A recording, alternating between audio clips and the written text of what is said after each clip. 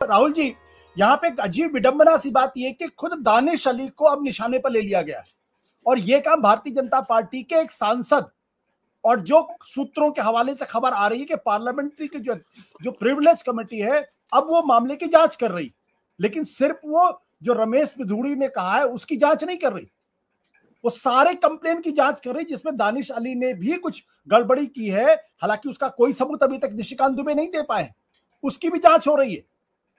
तो जो विक्टिम है उसी को अगर आप एक्यूज्ड बना दें और ये संसद में होता हुआ दिखे, तो आपको क्या लगता है, क्या दानिश अली को भी अब विक्टिमाइज पूरी तरीके से किया जाए कि तुम्हारी हिम्मत कैसे पड़ी कंप्लेन करने की?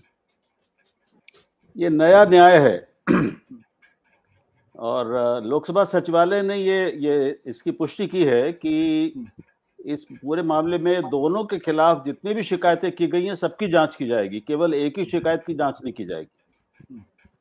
और बीजेपी के दो सांसद हैं, निशिकांत दुबे जी को सब जानते हैं, वो ऐसे मौकों पर अक्सर अब एक उनकी छवि बनी है कि वो एक सरकार के संकट मोचक की तरह आए हैं। वो एक अलग ही मोड़ दे, किसी भी आख्यान को, घटनाक्रम को अलग मोड़ और दिशा दे सकते हैं। और दूसरे हमारे रवि किशन जी महाराज हैं, कोई टिप्पणी की बहुत जरूरत नहीं है। तो अब इसका सबको, विनोद ने भी सब बता दिया है, हम सबको और बच्चों को समझ में आ रहा है कि क्या हो रहा है। ये सजा नहीं है तो पुरस्कार दिया गया है। पुरस्कार किस बात का है?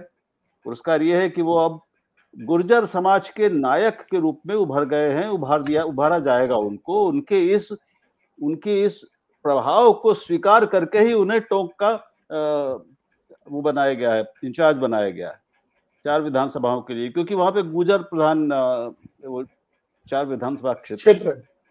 अब इसके दो दृष्टियों से इस पे हमें देखना चाहिए। एक तो ये कि भाई इससे राजनीतिक संदेश क्या जा रहा है, लोकतंत्र में, संसदीय लोकतंत्र में संसदीय गरिमा, संसदीय आचरण, उसके बारे में क्या आदर्श पेश किया जा रहा है दूसरे सांसदों के लिए, दूसरे राजनीतिक कार्यकर्ताओं के लिए और व्यापक देश के लिए। और इसके नैतिक, राजनीतिक सभी तरह से इसको कैसे सही ठहराया जाएगा। और तीसरी बात ये कि सत्तारूढ़ दल के भीतर उसके संसद सदस्यों के दिल में भी मुसलमानों के लिए जिस तरह की भावनाएं मौजूद हैं, जिनकी अभिव्यक्ति इस भाषा में हुई है, वो एक अब वो भाव खुलकर सदन में व्यक्त हो रहे हैं। ये उसका तीसरा पक्ष है। बाहर तो सड़कों पर और सोशल मीडिया पे तो दिन रात होता ही रहता है, और आप उदाहरण में दे चुके हैं जिन्होंने पहले भी ये किया है, उनको पुरस्कृत किया गया। दूसरा इसका पक्ष ये है कि ये हमारे समाज की मनोदशा पर भी एक टिप्पणी करता है कि अब ये सब जानते हैं कि अगर आप अपने को किसी एक जाति या एक बिरादरी के स्वाभिमान से जोड़ लेते हैं, अपने किसी अनैतिक पराक्रम के द्वारा भी, किसी अपराध के द्वारा भी, तो भी आप उस समाज के, उस बिरादरी के नायक बन जाते हैं।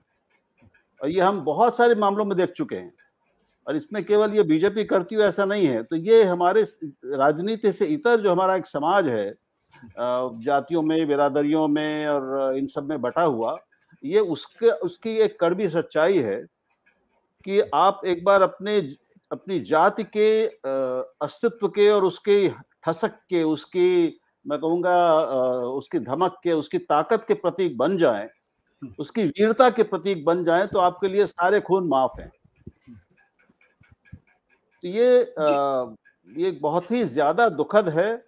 और ये बात कि इस पर कोई बड़ी भर्त्सना सारे कम से कम सत्तारूढ़ दल द्वारा, प्रधानमंत्री द्वारा, अमित शाह जो सबसे बड़े इस देश के शक्तिशाली लोग हैं, उनके द्वारा कोई प्रत्यक्ष अप्रत्यक्ष रूप से भी कोई भर्त्सना, कोई निंदा, कोई खेद प्रकट, दुख प्रकट भी नहीं हुआ है। अगर पूरे एक समाज को इसमें आहत किया गया, उसके लिए इस तरह की बातें की गई और उनके दिल पे जो चोट पहुंची होगी, उसको कुछ सांत्वना देने की बात, कोई मरहम लगाने की बात, और ये जताने की कोशिश भी नहीं कि ये हमारी राय नहीं है, ये एक आदमी की गलत राय है, ये पार्टी की राय नहीं है। मुझे लगता है कि ये भी गंभीरता से नहीं हुआ है। सत्य हिंदी का ऐप डाउनलोड करें गूगल प्ले स्टोर पर।